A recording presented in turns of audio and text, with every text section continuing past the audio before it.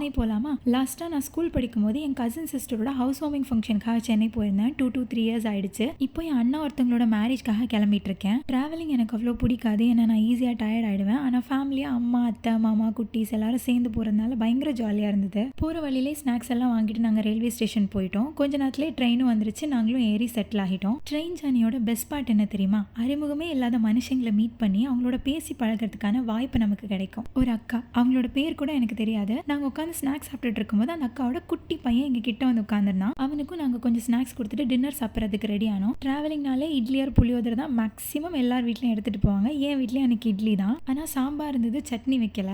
அந்த அக்கா சரியான ஸ்வீட், 2 வகையான சட்னி வீட்டில் பண்ணது, நல்லா சாப்பிடுங்க அப்படின்னு சொல்லி வந்து கொடுத்துட்டு போனாங்க. சூப்பராக இருந்தது. She is very kind and அவங்க பையனும் சரியான கியூட். கொஞ்ச நேரத்துலேயே நாங்கள்லாம் சாப்பிட்டுட்டு அரட்டை அடிச்சுட்டு படுத்து தூங்கிட்டோம். அஃப்கோர்ஸ் ட்ரெயினில் அவ்வளோ கம்ஃபர்டபுளாக தூங்க முடியாது, ஆனாலும் படுத்து தூங்கியாச்சு. காலையிலே எழும்பி பார்த்தா வியூ அவ்வளோ அழகாக இருந்தது. அதெல்லாம் கொஞ்சம் என்ஜாய் பண்ணிவிட்டு ஒரு வழியாக நாங்கள் தாம்பரம் வந்து ரீச் ஆகிட்டோம். இதுக்கப்புறம் மேரேஜ் ஃபங்க்ஷன் எப்படி போச்சு அப்படிங்கிறத நான் அப்கமிங் வீடியோவில் போடுறேன். டாடா.